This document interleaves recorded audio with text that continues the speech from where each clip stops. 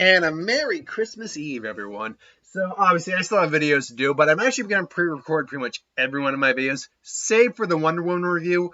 Today, I'm going to, let's see, isn't Wonder Woman up? No, Wonder Woman comes out on HBO Max tomorrow. Me and my girlfriend, though, we're going to just go see it on the big screen because screw that shit. We want to support the movie theaters. But we do have a couple, and I was trying to think, should I do a magic video? But we do have a couple magic cards to talk about. And if two of these are legit, I'm having some questions. But let's actually get into this. So Arnie, and it's going to be very hard to actually see what this says. Obviously, from what I'm showing, but I can read it, so I'll kind of explain it. But Arnie Brokenbrow is 1 red, 2 of any color for a human berserker, legendary creature, rare, 3/3. Haste. It boasts a new ability called Boast. In this case, pay 1 of any color. You may change Arnie Brokenbrow's base power to 1+ the greatest power among other creatures you control until the end of turn. Activate this ability only if the creature attacked this turn, and only once each turn. Okay, so first off, love the fact. First off, it's a 3/3 for 3 with haste. That's usable in any. That's not usable in any deck. But I'm not certain the point of this ability. Because if I'm reading this ability right, you may change this creature's base power to 1, plus the greatest power among other creatures you control until the end of turn, but it can only be activated if this creature attacked this turn and only once each turn. Now, is the Boast ability something that's just going to be this effect with different activation costs, or is it going to be a different effect, but you still have to activate it after this creature is attacked and only once per turn? My money is going to be on a different effect, but once per turn after this creature attacked, because frankly, if this is the general ability, just in different variations for this effect sucks. I mean, let me rephrase that. It doesn't suck. There are ways to work around this. But, I mean, reading it, it's like, okay, so you have to attack first. You have to attack, and you have to activate it if it attacks. So, it can't activate during attack. It can't activate while it attacks. It has to have attacked, plural. Past tense. Or, no, not plural. Past tense. And then only once per turn. So, with sacrifice effects, you could get something going with this. Like a fling type of effect. Sure, that could work, but there are just easier ways to use that, like fling a bigger creature and cut out the middle. Granted, again, this is not a bad card. It has a plus side ability added onto a 3/3 for 3 with haste. It's just, I'm waiting to see what else Boast can do. If Boast can do other things besides this one ability, Boast could be a good ability. This is just not a card I think is all that great. But if this is all Boast does, Boast is not a very good ability in my mind. Battle for Brettingard is 1 white, 1 green, and 1 of any color for a Saga rare. Basically, when it comes out, you create a 1/1 white human creature token, and then on the next Saga counter, or lore counter, you put a 1/1 elf warrior creature token. And then finally, when you basically pop your Saga, choose any number of artifact tokens or creature tokens with different you control with different names. For each one of those tokens, create a copy of it. So essentially, you get a populate. You are limited to which tokens. You have to have different tokens, but you get a populate effect, which means at minimum you'll get an extra elf, an extra human, provided those things lived long enough to see this effect pop off. And I think that's the kicker in this. On its own, you could at best get 4/4 between 4 bodies. Great for chumping, not great for much else. But that being said, we can assume, let me just be sure, I can't remember if we've seen any tokens yet in this set, or token creation in the set. I mean, take out the set theme boosters, like this one creates a 1/1 white angel creature token, 1/2 dwarf berserker. Let me get into stuff we know is actually in the set. Hold on. the few things we know in the set, we know we'll have token creatures in the set. That's a given. That's a given. Now that being said, outside of just the set itself, this card is. Oh, I love this card because I love populate effects, and I have decks that this will go in instantaneously when I get it. Instantly. So yeah, we will hold off on the two guys on the right here, or the middle and the right, because those are going to be the big ones to talk about here. But because these guys aren't, these four right here are not officially spoiled. These are leaked. So the verification of them still needs to be verified.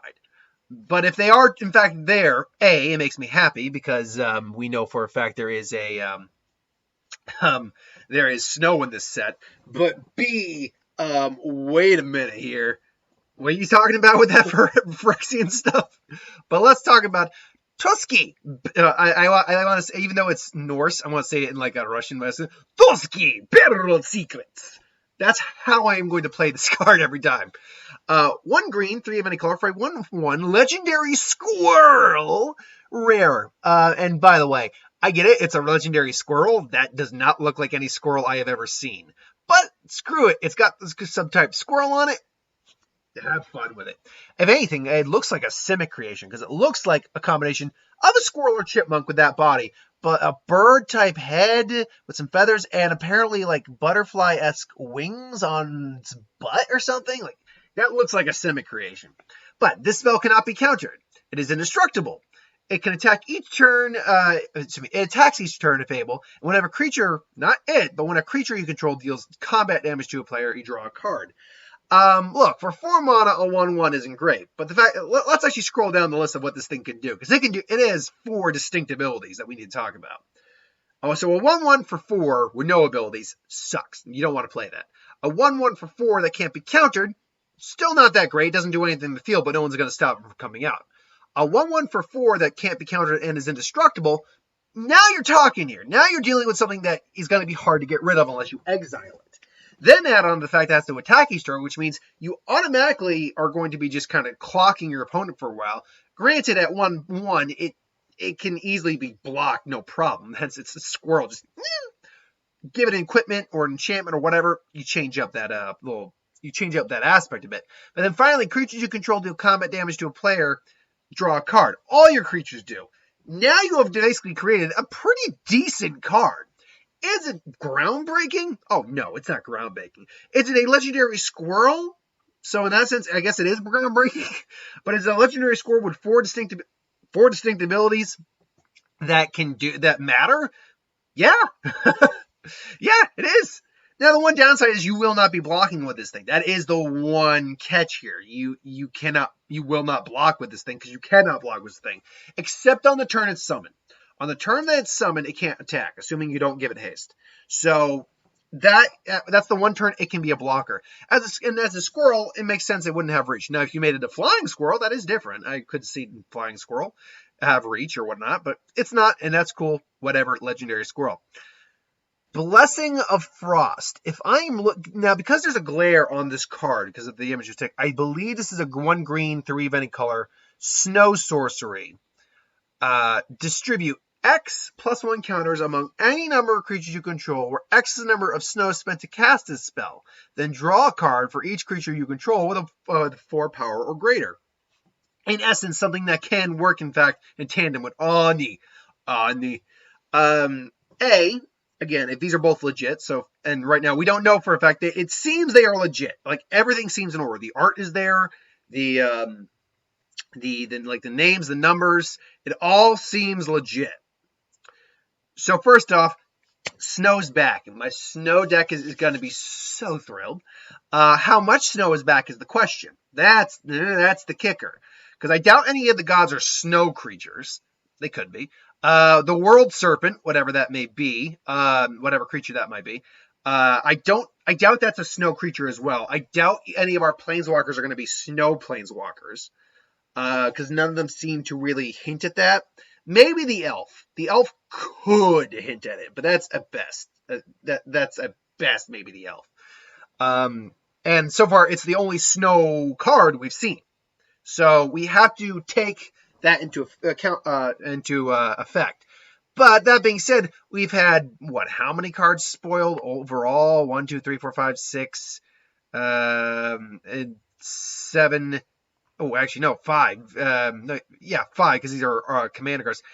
6, no, 5. Wow, yeah, 6, 7. Technically, this is 8. I think it counts. No, it's the same card. So it's 7, 8. This is not part of Self Realm Walkers. Your buy box promo. 9. These are all theme boosters, set boosters. Then you got the 4 different pathways.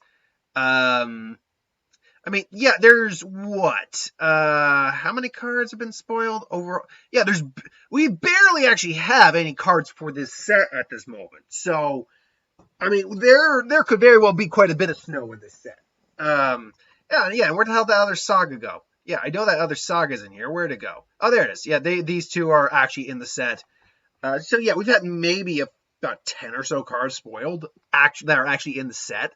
So we could be looking at quite a bit of snow, or only a handful of snow. My guess is it'll be a reasonable amount of snow. There's obviously going to be snowland, obviously. So, yeah. But you know what? Snow was something we were all predicting. And I want to get this one up here. Phyrexians, particularly a Praetor Phyrexian, we were not expecting in the least. I can never remember this guy's actual name. Vornslix.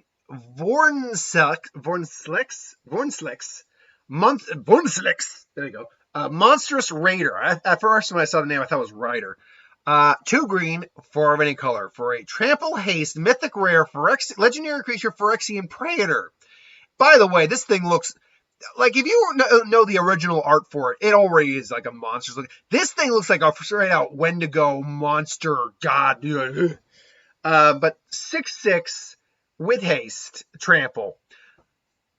If you would put 1 or more counters on a permanent or player, put twice that many on each of those kinds of counters on that permanent or player instead.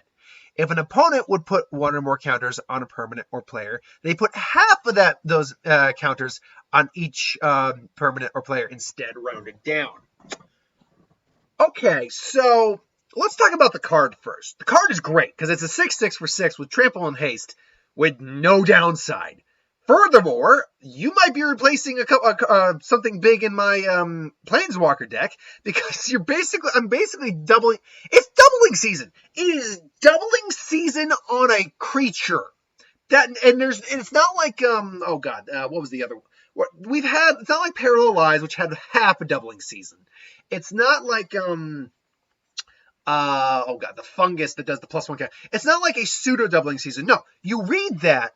It is, if you would put 1 or more counters, you put twice that many counters of each kind of that permanent play. It is doubling season. In fact, upped because it actually affects players, and upped again because it negatively affects players as well. And it's like, this is what happens when doubling season turns into a creature and then gets corrupted. Like, this thing is every level of what the hell. This might be a chase mythic. Like, this is the mythic everyone wants to get in the set. Artwork is fantastic. That is just nightmare fuel right off the bat. But why in hell is there a Phyrexian here? Are the Phyrexians? That's the question a lot of people are asking, seeing this card. Like, wait, are the Phyrexians going to be a thing in this set? Because let's be clear, we want a Norse set. We want to see the gods and all that stuff going on. And we want to know what the issue there is. If you want to bring the Phyrexians back, we assumed we were going to New Phyrexia and they would be a thing. Second off, how the hell is this thing even on Kaldheim? Kaldheim. The Phyrexians, as far as we know, couldn't planeswalk. Only Karn could planeswalk, and he was already an artificial planeswalker to begin with. He was corrupted, but he could planeswalk already. The question is, how the hell is this guy even here? Now, the theory is, I've heard, is that because of the nature of like Norse mythology, the world tree holding different realms and things like those lines, planes, if you will, we might be looking at something that's kind of like a pseudo-Alara, where there's actually different planes within the plane of Kaldheim. Now, granted, with Alara, what happened was there was one Alara, it got split into 5 fragments. Each of them were lacking 2 colors. The conflux happened. It basically combined Alara back into its original form, and then Alara Reborn happened, where everyone was trying to intermingle. Now, all the planes existed kind of like in tandem with each other, but they were separate. Like, you couldn't interact with them. Then the conflux happened. They got brought back together, and that's what happened. But we know that the gods in Kaldheim right now, we don't know a lot about the gods of Kaldheim, but we do know A, they are module creatures, and B, they're not indestructible, so they can die. But we also know that they traverse between the different realms, if you will, in the world tree of this set. So the question becomes, A, are those realms actually planes? And B, if those are planes, it appears the Phyrexians have somehow found a way to start moving to other planes. Because unless Tybalt is the one behind this, who's actually somehow brought this guy from... Because Tybalt seems to be wanting to create chaos in this plane. That's what he wants to do. It's like, let's have some fun. From that trailer we got, which isn't the official trailer, by the way. We will get an official trailer later on. I believe on the 7th, which if it does not have,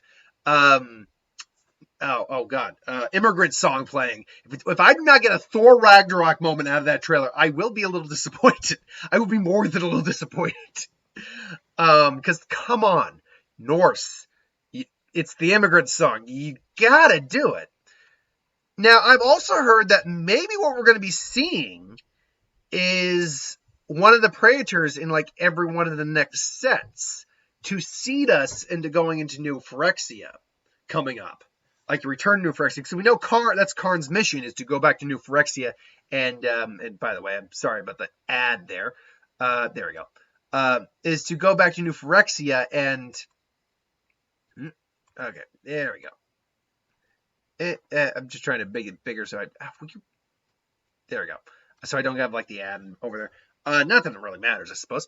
Yeah, that's what Karn's trying to do, is destroy the Phyrexians for all. So, is that what's going to happen? We're, like, in this one, we obviously had Vornslex.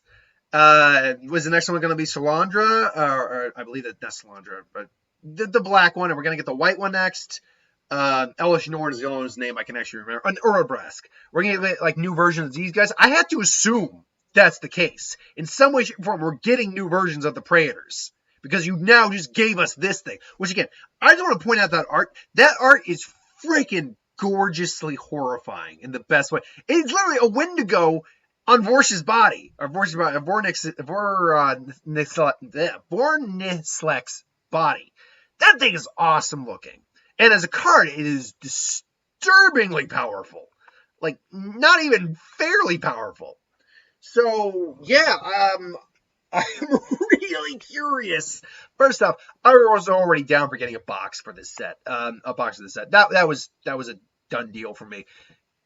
And it just kind of first solidified that it's a done deal for me. Like, I am good. Take my money. Take my money now. Legendary Squirrel, all that stuff. Take my money now. What did you think, though, about these cards if you've seen them? If you haven't seen them, what did you think about it now? Put in the comments below and let me know. But thanks for watching. I hope you enjoyed. Like, comment, share, and subscribe. As always, who wants to review something, put in the comments below. Let us know. We'll do a review of it at some point. I've still got my Bond review. The last one. It's the last day of Bond for the year. And got my What If for today. And I'm going to pre-record What If for tomorrow and the Who Would Win. So keep your eyes up for those tomorrow. Happy holidays. Thanks for watching. See you later.